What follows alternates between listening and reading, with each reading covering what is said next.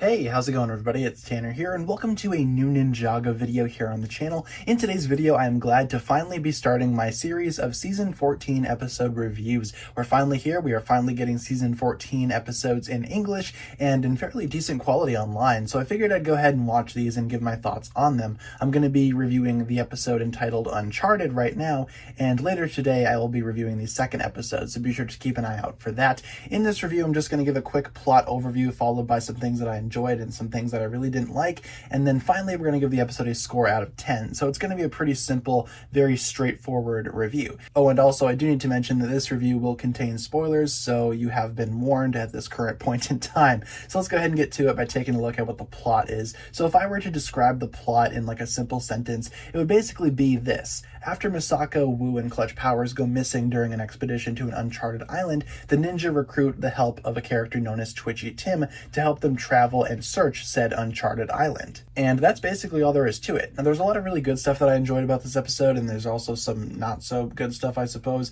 So why don't we go ahead and get started by talking about some of the good. In terms of good stuff, I do need to say that the animation and the lighting of the season, I can definitely tell is going to be awesome. Just by looking at this first episode alone, the animation is gorgeous. It's a lot better than some other seasons. I feel like since season 11, every Ninjago season has improved drastically over at Wild Brain Studios, and this season is easily the best that we've seen Ninjago animated by the studio thus far. The lighting is absolutely incredible as well, and this first episode is only just the beginning of that. We still have 3 more episodes to go in terms of, I guess, viewing and complementing this animation, and I have a feeling it's only going to get better as things start to get more and more complicated.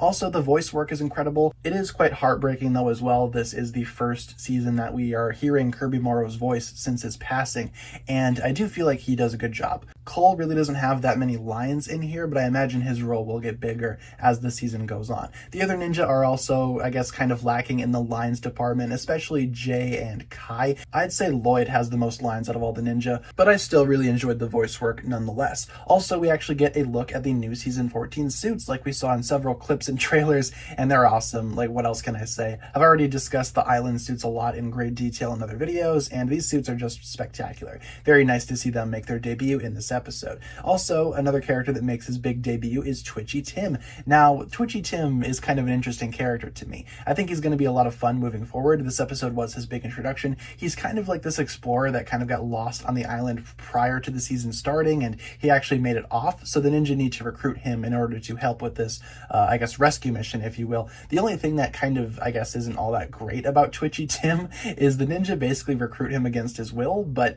you know, he did volunteer for it, I suppose, so I guess I can't really fault the ninja too much on that. Either way, Twitchy Tim is very much going to be a fantastic character moving forward, and I can't wait to see what he does. Also, the vehicles are pretty cool. We get to see some of the catamarans and also the jungle chopper bikes. There are multiple of each, so that's interesting, I suppose. And also the scene where the ninja actually use the vehicles to try to traverse the jungle or the island the first time they actually land there is quite spectacular, especially all the water scenes. Really enjoyed that. Again, with the colors, the animation, and the lighting, it just creates for a very pleasing scene that's very easy on the eyes and a lot of fun to watch. In terms of bad stuff, I don't have a whole lot to talk about. I will say, talking about some of the vehicles again, it kind of felt a little too toy commercially, I guess. Ninjago at its core is a toy line, and they do want to promote their toys, but there is such a thing as too on the nose. Like, Lloyd is like, oh, how are we going to get through the jungle? Why don't we call in the jungle chopper bikes? And then 3 of them land, and it's like, oh yeah, look at how cool these jungle chopper bikes are. You know, stuff like that kind of felt a little too over-exaggerated.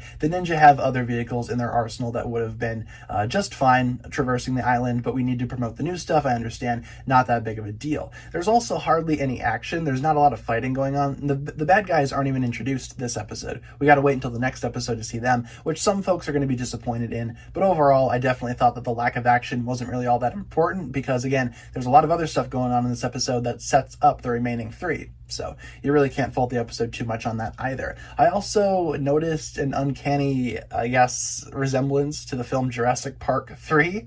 I'm not sure if anyone else picked up on this, but think about it for a second.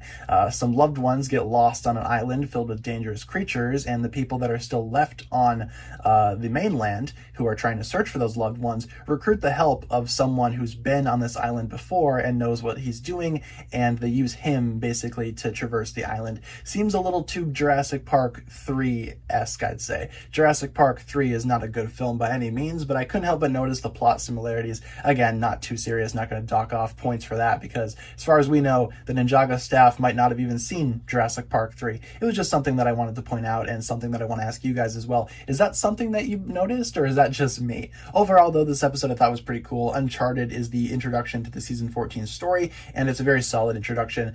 New characters are handled really well, and of course the lighting and animation are just beautiful. Can't really say a lot that I haven't already said and complimented this episode for, but again, it's not perfect. I did have some legitimate issues with this episode, like I said. Felt a little too toy commercial-esque, and some of the ninja hardly get any lines, but overall this episode was very good. I'm going to go ahead and give it an 8 out of 10 for a final score, I think. Not a bad score by any means, and a very solid start to Season 14. That's going to pretty much do it for my review of Uncharted. Let me know down below in the comments what you think about this episode, and what do you think about the rest of Season 14? What do you think it's going to be, and are you excited for it? Leave all your thoughts down below, and hopefully you guys enjoyed the video. If you did, feel free to like, comment, subscribe, do all that fun stuff, and check out the links down below in the description for my other forms of social media. As always, big shout out goes out to our Patreon supporters, including once again the marvelous Jan. Thank you guys so much for watching this video. Once again, my name is TannerFishies, and with that I bid you farewell.